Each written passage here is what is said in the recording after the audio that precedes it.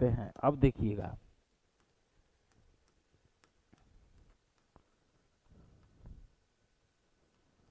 तो पहले तो कार्ल मार्क्स के बारे में जानना होगा, बेसिक जानकारी। तो ये जो बेसिक जानकारी जब हमको जानना होगा, तो पहले तो हमको इनका जन्म आप लोग बता दीजिए। कार्ल मार्क्स का जन्म कहाँ हुआ था? तो इनका जन्म हुआ था 5 मई को 1818। इनका जन्म 5 मई 1818 को कहाँ पर हुआ था? तो ये जर्मन में हुआ था। जर्मन के ट्रियर नगर में अगर क्वेश्चन आएगा तो नगर को भी देख लीजिएगा, ट्रियर नगर में, और प्रांत था वहां राइन। अब समझिएगा, इनका जन्म जो है ये कहाँ हुआ था? 5 मई 1818 को जर्मन के ट्रियर नगर के राइन प्रांत में, ट्रियर नगर के राइन प्रांत में। इनके पिताजी का भी नाम बताइए हमको आप लोग। इनके पिता कौन थे? तो इनके पिता थे हेनरिक मार्क्स। इनके पिता पहले हेनरिक मार्क्स थे, और जो हेनरिक मार्क्स जी थे यह यहूदी धर्म को मानते थे, यह यहूदी से थे, लेकिन बाद में इन्होंने ईसाई को धर्म को अपनाया। इसलिए ध्यान रखिएगा, कार्ल मार्क्स जी की जो पत्नी थी, ये पत्नी का नाम था जेनी, और ये जो पत्नी थी इनकी बचपन की मित्र थी, बचपन मित्र इनका जेनी थी। कार्ल मार्क्स जी हीगल के विचार से काफी प्रभावित थे। ऐसे तो इन्होंने बहुत विचारों से प्रभावित थे, लेकिन अगर बहुत ज्यादा अगर किसी के प्रभाव में आए विचार के, तो हीगल के विचार से प्रभावित हुए।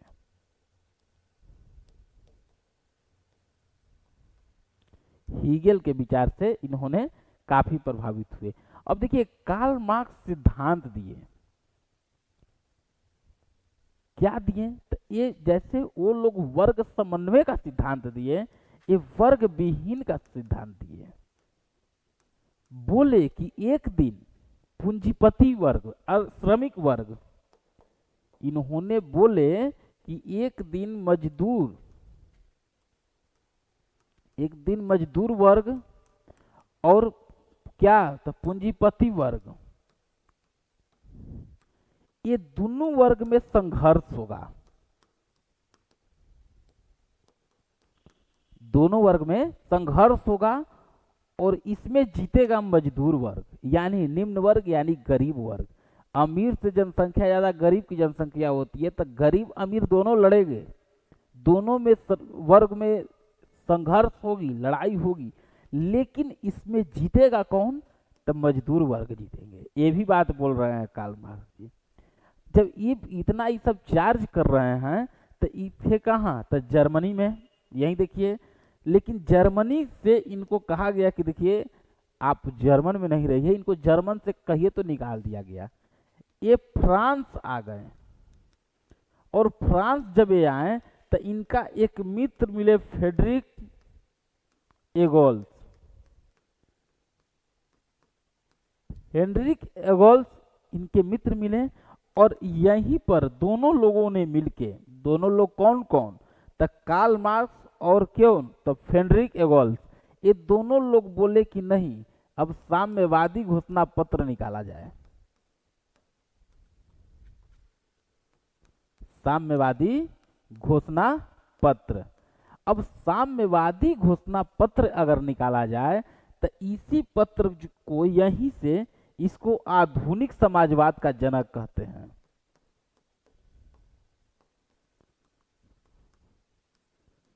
आधुनिक समाजवाद का जनक। अब समझिएगा, इनका जन्म कहाँ हुआ है? तो 5 मई 1818 को जर्मन में हुआ है, ट्रियर नगर के राइन प्रांत में। इनके पिता कौन है? इनके पिता हैं हेनरिक मार्क्स। हेनरिक मार्क्स जी किस धर्म से थे? तो पहले यहूदी थे, लेकिन बाद में इन्होंने ईसाई धर्म को अपनाया। अगर कार्ल मार्क्स किसी के विचार से अगर सबसे ज्यादा प्रभावित थे, तो वो विचार किसका था? तो हीगल के विचार से। ऐसे तो बहुत लोग विचार से ही प्रभावित रहते हैं, लेकिन इन्होंने हीगेल के विचार से काफी प्रभावित हुए।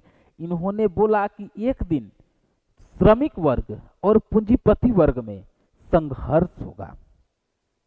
पूंजीपति वर्ग में और श्रमिक वर्ग यानी गरीब वर्ग में संघर्ष होगा और उसमें जीत भी मजदूर श्रमिक वर्ग की होगी।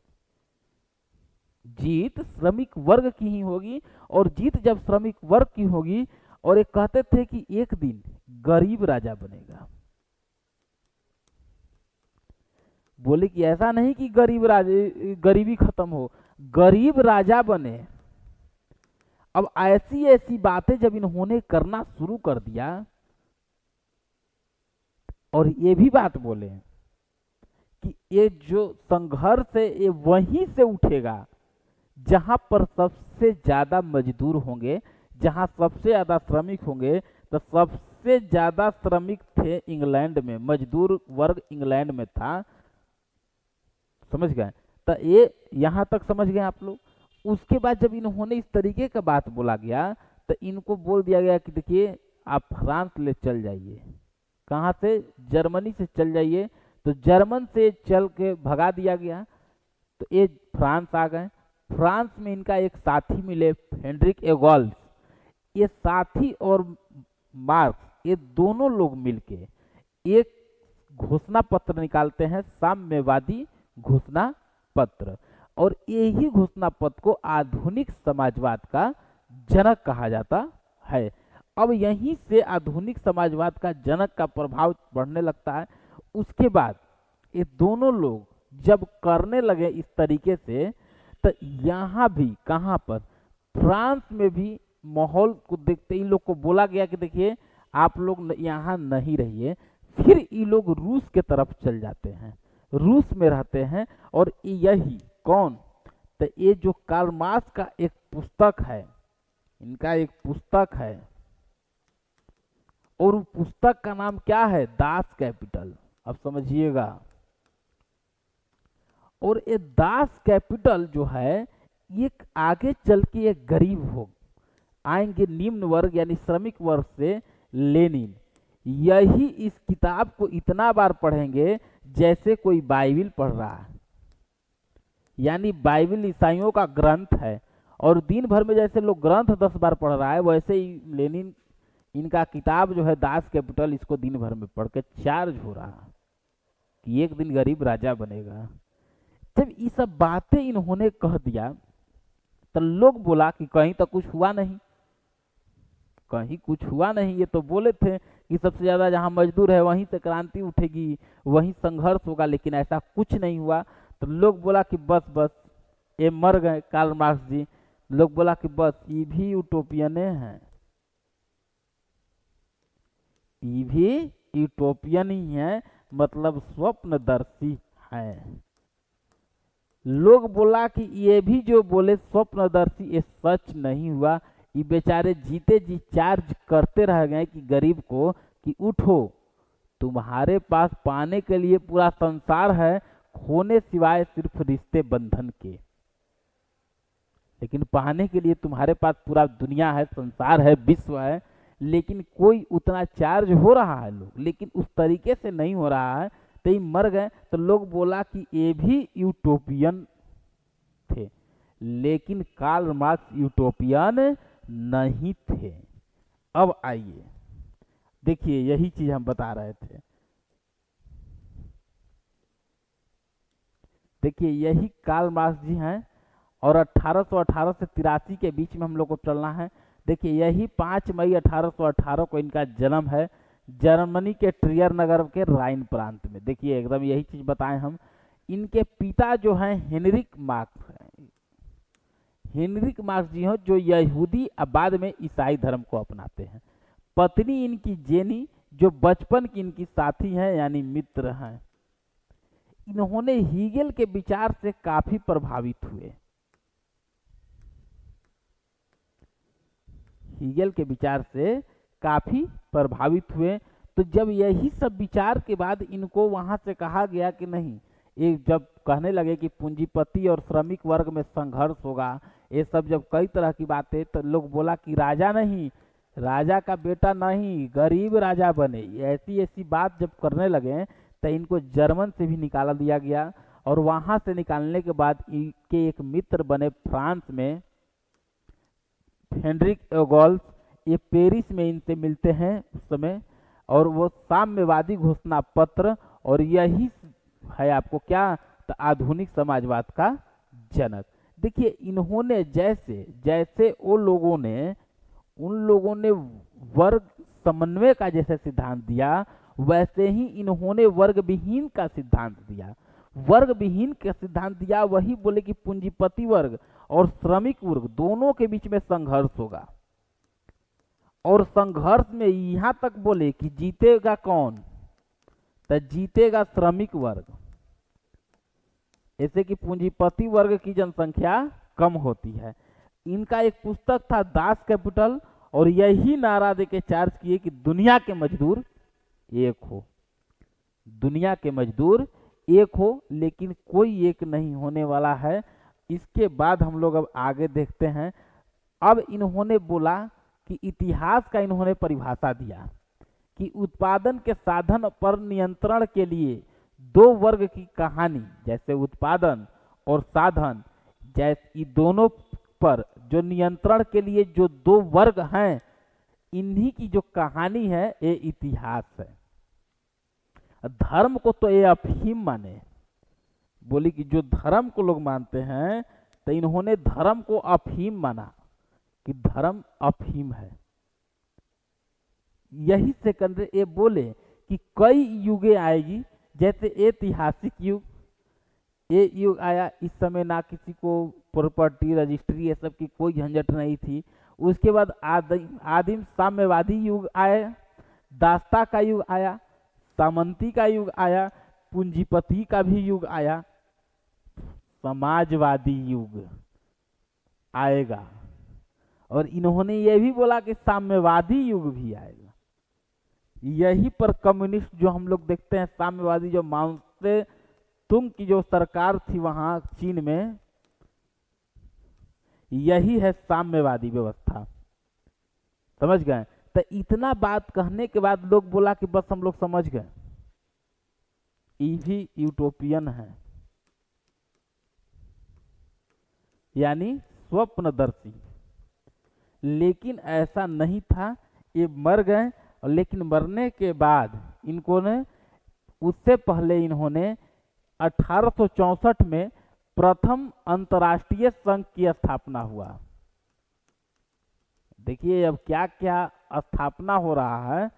प्रथम अंतर्राष्ट्रीय संघ की स्थापना 1864 में, और यहाँ नारा दिया गया कार्ल मार्क्स के दौरान कि अधिकार के बिना कर्तव्य नहीं, और कर्तव्य के बिना अधिकार नहीं।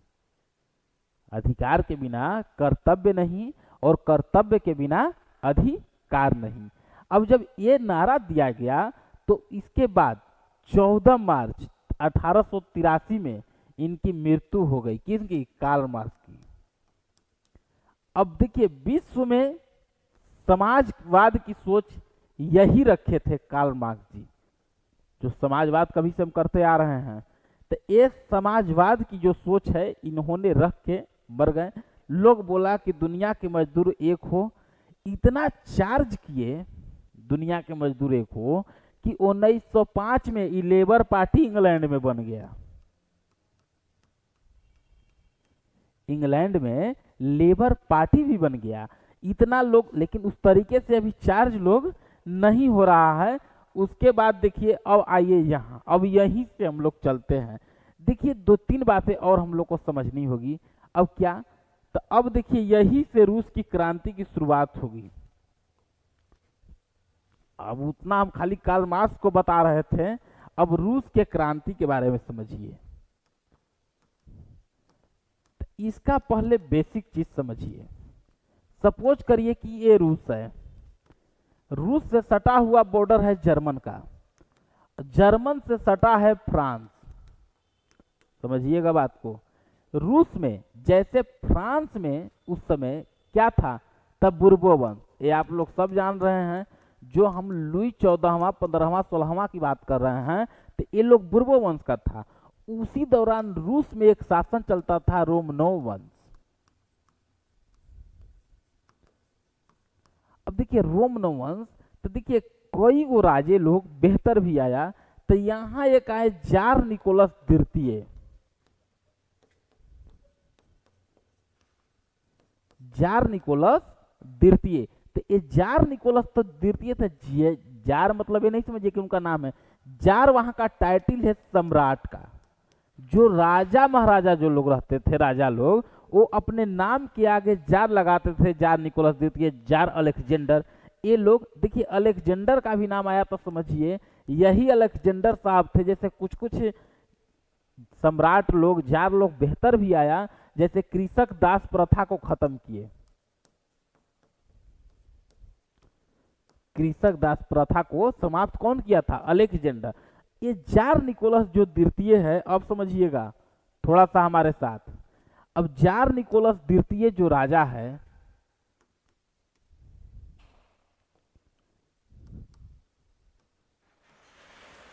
जार निकोलस द्वितीय, ये राजा है किस वंश का है? तो रोमनोव वंश।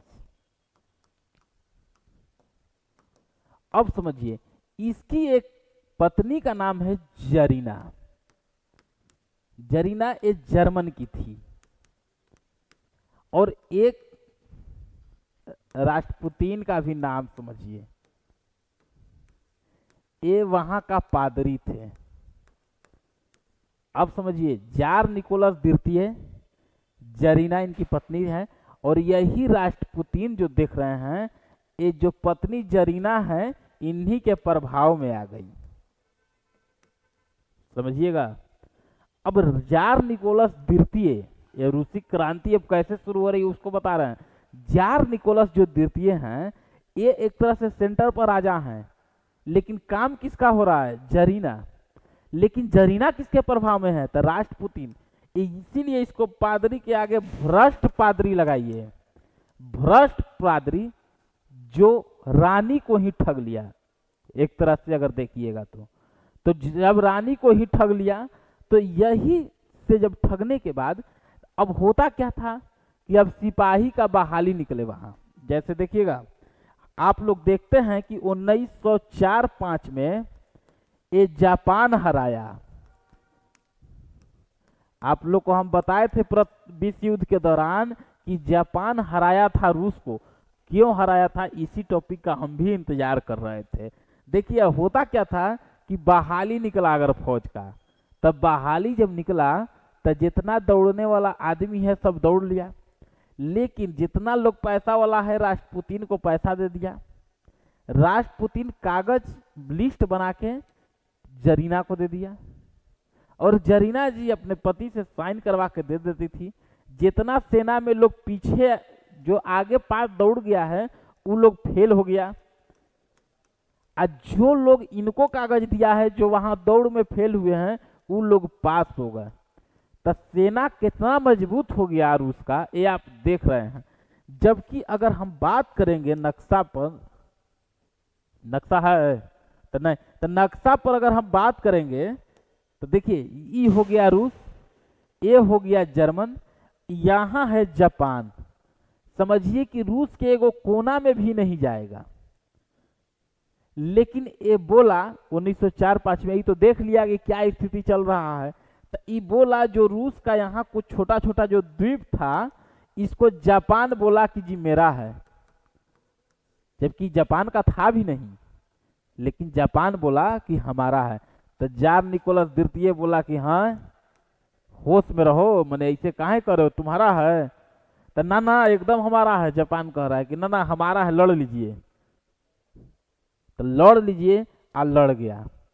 लड़ गया तो सब लोग जाना कि रूस जीत जाएगा। देखिए ना, जापान ही छोटी वो जापान में है, और यहाँ रूस एगो कोना में भी नहीं जाएगा।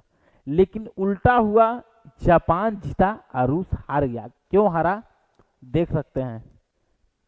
अब यहीं से जब हुगने लगा, तो अब धीरे धीरे क्या हुआ कि वहां महंगाई बढ़ने लगी। अब समझिएगा, महंगाई और बेरोजगारी एकदम चरम पे हो गई। पब्लिक एकदम, माने आर्थिक, जब से युद्ध होगा तो ठीक, यानी महंगाई बढ़ जाएगी, अब बेरोजगारी भी बढ़ जाएगी, पब्लिक एकदम त्रस्त है। तो वहां का राजा लोग कहते थे, राजा लोग दैवीय सिद्धांत से राज करते थे। जो दैवीय सिद्धांत के बारे में हम आपको बताए थे, यही दैवीय सिद्धांत है। और राजा महाराजा ही इस दैवीय सिद्धांत पर जब काम करते थे, तो इसका दैवीय सिद्धांत का प्रचार कौन करता था? तो चर्च से बैठ के पादरी लोग, समझिएगा, चर्च से बैठ के पादरी लोग एक प्रचार करते थे कि राजा भगवान के ही परछाई है, यानी राजा जार निकोलस द्वितीय तो यहां तक बोला कि छोटा भगवान है,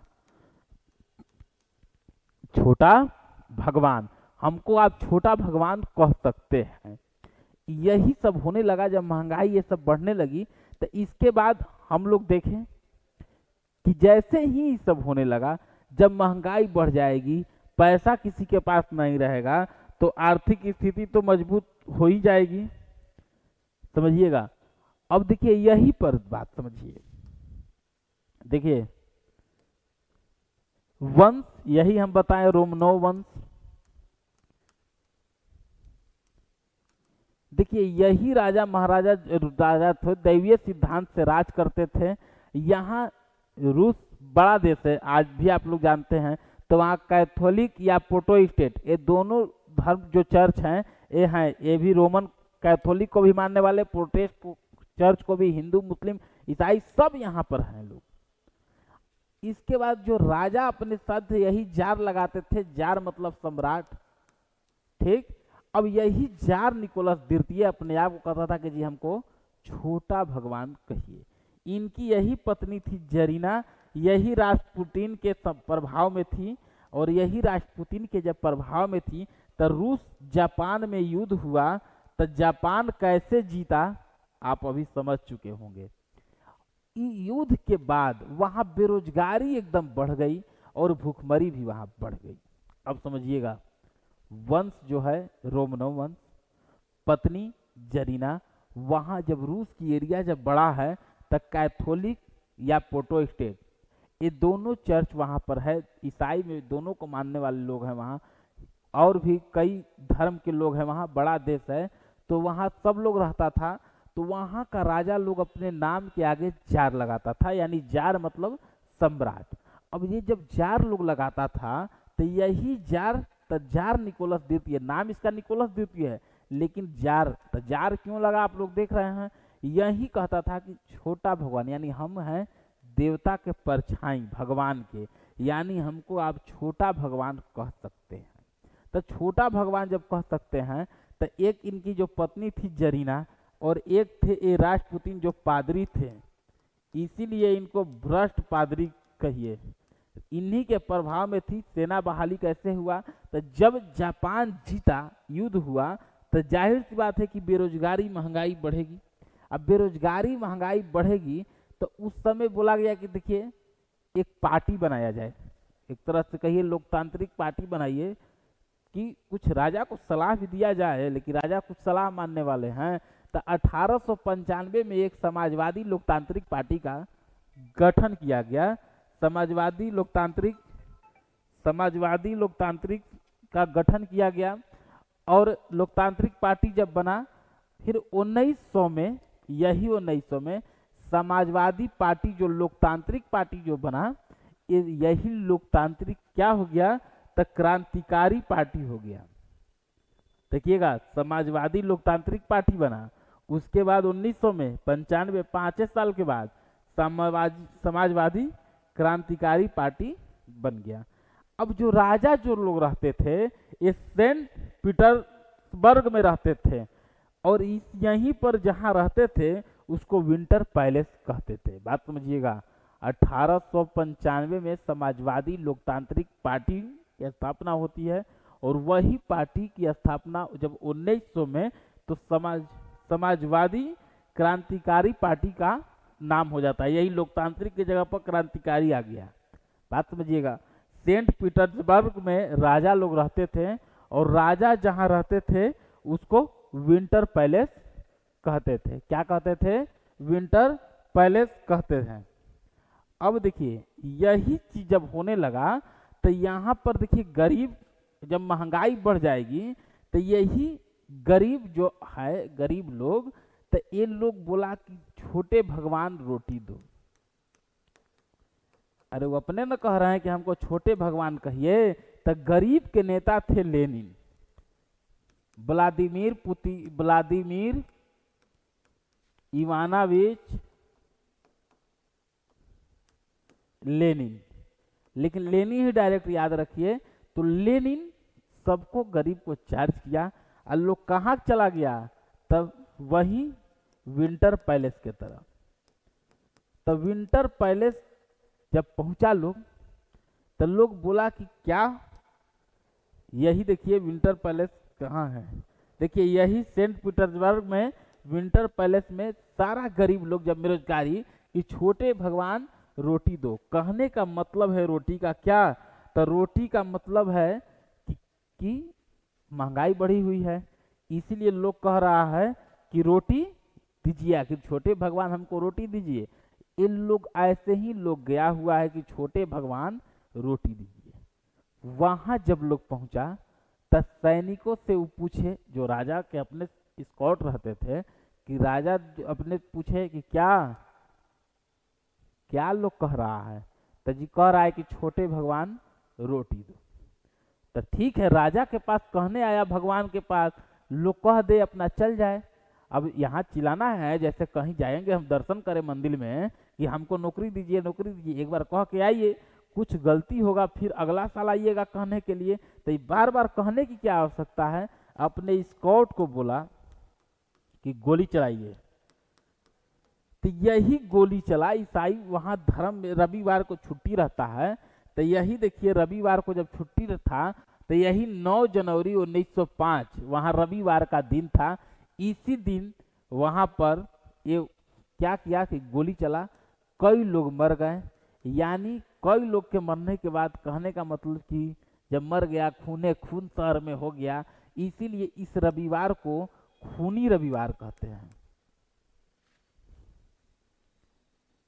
क्या कहते हैं, खूनी रविवार। जब खूनी रविवार इसको हम कहते हैं, तो खूनी रविवार क्यों, तो इसीलिए। लेकिन कई लोग मर गया, तो फिर बाद में बोला कि सुनिए, कि अब तो बाद में शांत भी तो करना है, तो बोला कि देखिए सबको चार्ज करके लाया कौन था, तो लेनिन। इसको पहले देश से निकालिए, तो इसको देश से निकाला दिया गया, स्विट्जरलैंड इसको निर्वासित चला गया, अपना निर्वासित हो गया। फिर 1905 में एक ड्यूमा की स्थापना हुई, जो राजा का एक तरह से सलाहकारी के रूप में ये रही, इसका विभाग का, कि राजा को सलाह, लेकिन राजा सलाह लेंगे, लोग बोला कि चल देखिए गोली, ये भी लगा कि गोली तो मार दिए हैं, लेकिन अगर अब इन लोग का बात नहीं मानेंगे, तो पहले बोला कि इन लोग को बुलाया कौन है, तो जी लेनिन इन लोग को चार्ज यही किए हुए थे, तो पहले इनको निर्वासित करिए, देश निकाला, इनको सजा दीजिए। तो ये स्विट्जरलैंड चले गए, निर्वासित हो गए। 1905 में यही ड्यूमा की स्थापना हुई, और यही ड्यूमा की स्थापना के बाद कैसे कहानियां आगे बढ़ेगी उसको फिर आगे हम लोग देखेंगे। इसको ड्यूमा की स्थापना के बाद अब लेनिन जब बाहर चला गया, तब फिर लेनिन सत्ता में कैसे आएगा, इसको हम लोग कल के क्लास में जोड़ते हुए इसको आगे निकल जाएगा। इसलिए कि अभी अगर शुरू करेंगे ना तो फिर खत्म नहीं हो पाएगा लेनिन, इसलिए लेनिन को थोड़ा सा बढ़िया से समझना होगा इसलिए। और उम्मीद है कि आप लोग को समझ गए होंगे। कार्ल मार्क्स के पिता हेनरिक मार्क्स ठीक किसके विचार से प्रभावित थे, हीगल के विचार से प्रभावित थे। किस धर्म से थे, ईसाई धर्म, लेकिन पहले यहूदी थे। इनका जन्म कहाँ हुआ है, जर्मन के ट्रियर नगर के राइन प्रांत में इनका जन्म हुआ है। समझे, ठीक है। यहाँ के बाद अगले दिन आप लोग का क्लास लेंगे। यहाँ तक समझ गए होंगे आप लोग, ठीक है। धन्यवाद।